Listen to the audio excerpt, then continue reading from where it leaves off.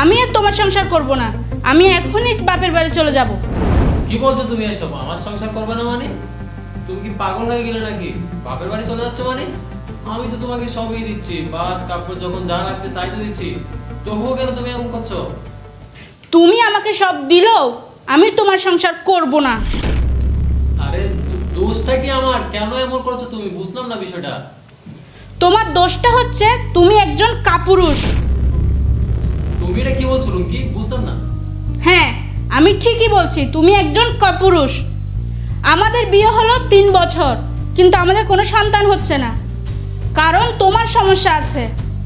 তোমাকে আমি কত করে বলেছি ডাক্তার দেখাও, ডাক্তার দেখাও, কিন্তু তুমি তাও যাচ্ছ না। আসলে ডাক্তারের কাছে কি যাবে?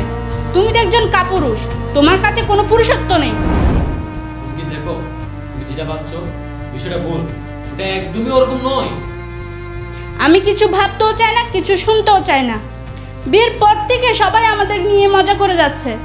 আমি গেলাম আমার বাপের বাড়ি, তুমি থাকো তোমার মতো করে।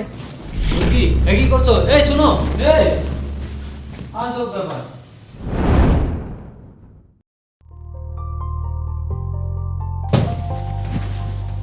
কিরে তুই তা কই জামাই আসেনি?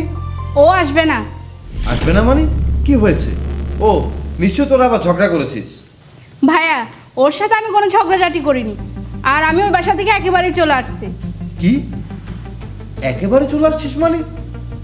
কি বলছিস এসব? হ্যাঁ ভাইয়া, আমি আর ওই বাড়িতে যাব না। আমি আর আলবির সংসার করব না। বোন কেন, কি হয়েছে তোদের আমাকে একটু খুলে বলবি? কি হয়েছে নাকি কি হয়নি সেটাই জিজ্ঞেস করো। আমাদের বিয়ে হয়েছে 3টে বছর হয়ে গেছে, কিন্তু কিন্তু এখনো কোনো বাচ্চা হয়নি আমাদের। এসব তুই কি বলছিস বোন? এসব কথা বলাও ভালো না। তার সমস্যার কারণে আমাকে পস্তাতে হচ্ছে, বিভিন্ন মানুষ থেকে কথা শুনতে হয়। তুই তোর জামাইকে যেমন ভাবছিস আসলে সে কিন্তু তেমন নয়। ভাইয়া, তুমি আমার থেকে বেশি চিনো ওকে, নাকি আমি তোমার থেকে বেশি চিনি? আমি আর ওর সংসার করব না। দেখ বোন, সবকিছু না জেনে না বুঝে এরকম মানুষের উপর দোষ দেওয়া ঠিক না। উপরওয়ালার কাছে ভরসা রাখ, দেখবি তোদের সংসারে হাসি ফুল ফুটবে। উপর আল্লাহর কাছে আর কি ভরসা রাখবো, যেখানে নিজের ঘরেই সমস্যা। চুপ কর বিয়াদব, কখন থেকে এইসব আজে বাজে কথা বলে যাচ্ছিস? বললাম না এইসব বলা ভালো না। একটা মানুষ সম্পর্কে না জেনে না বুঝে এরকম দোষের উপর দোষ দিয়ে যাচ্ছিস। তোকে আমি বারবার বলছি বিষয়টা আসলে তুই যতটুকু ভাবছিস ততটুকু নয়। কি বলতে চাচ্ছ তুমি ভাইয়া? আসলে দেখ বোন, এতদিন আসলে একটা কথা তোকে আমরা জানাতে চাইনি, আসলে জানতেই দিইনি। এখন তুই যা অবস্থা শুরু করছিস, এখন তো মনে হচ্ছে কথাটা তোকে জানাতেই হবে। ভাইয়া, কি জানাওনি আর কি জানাতে চাওনি? আসলে বোন, বিয়ের আগে তোর কিছু শারীরিক সমস্যা ছিল, যেটা আসলে আমরা তোকে জানাতে চাইনি। শারীরিক সমস্যা ছিল মানে? হ্যাঁ, আসলে এটা নিয়ে আমরা ডাক্তারের সাথে কথা বলেছি, আর ডাক্তার বলেছিল তোর এই সমস্যার সমাধান হতে 4 থেকে 5 বছর সময় লাগবে। আর এই বিষয় সম্পর্কে তোর জামাইও কিন্তু সবকিছু জানে। তার মানে আলবি এতদিন সব জেনেও চুপ ছিল? তাই আমি তোকে এতক্ষণ বোঝানোর চেষ্টা করছি যে একটা মানুষকে তুই না জেনে না বুঝে এত কিছু বলা ঠিক না। হ্যাঁ, ও সব কিছুই জানে। আসলে আমি আর তোর ভাবি তোকে এতদিনে সব কিছু বলতে চেয়েছি।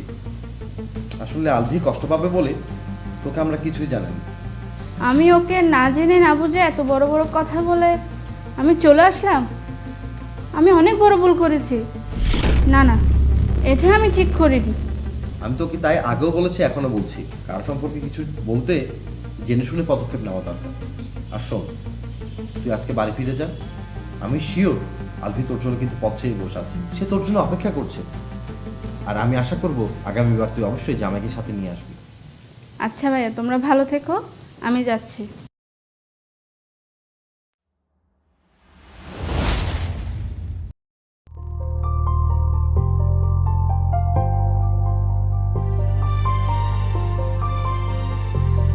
আলবি,